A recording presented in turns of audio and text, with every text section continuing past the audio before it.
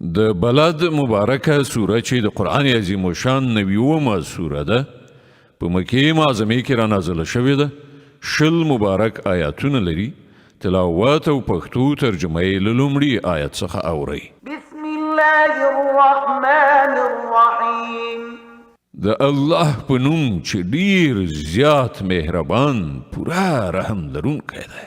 لا اقسم بهذا البلد وأنت حل بهذا البلد ووالد وما ولد لقد خلقنا الإنسان في كبد. نه زه قسم خورم په دې ښار مکه په داسې حال کې چې ای پیغمبر په دې ښار کې اوسېدونکی او قسم خورم پر پلار او د هغه پر اولاد چې له هغه نه پیدا شوی دی. په حقیقت کې موږ انسان پر رنځ او ستونزه کې پیدا کړی دی. أيحسب أن لن يقدر عليه أحد. آیا هغه دا انګیري چې پر هغه باندې به هیڅوک برلاس کېدی نشي؟ يقول أهلكت مالا لبدا. او په ویاړ سره وایي چې ما په پنډونو مال برباد کړ. أيحسب أن لم يره أحد. آیا هغه انګیرلی ده چې چا هغه ونه لیده؟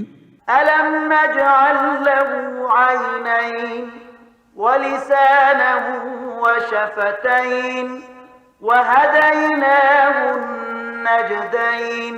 آیا موږ هغه ته دوه سترګې یوه ژبه او دوه شونډې نه دي ورکړي او دوه څرګندې لارې مو هغه ته ونه ښودلې؟ فلاقتحم العقبة. مګر هغه د رنځ او ستونزې په زغملو سره له سختې لارې څخه د تېرېدو همت ونه کړ. وما أدراك ما العقبة. او ته څه پوهېږې چې هغه سخته لاره څه ده؟ فك رقبة أو إطعام في يوم ذي مسغبة يتيما ذا مقربة أو مسكينا ذا متربة.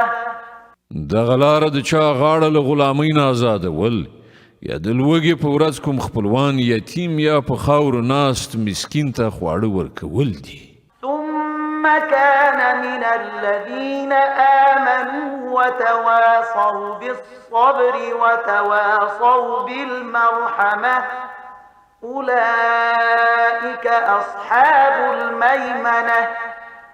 بیا په دې سربیره دا چې انسان د مؤمنانو له ډلې څخه شي او له هغو کسانو نه چې یو بل ته په صبر او د خدای پر مخلوق باندې د رحم ښودنه وکړي دا خلک دي د ښې اړخ خاوندان. والذين كفروا بآياتنا هم أصحاب المشأمة عليهم نار مؤصدة.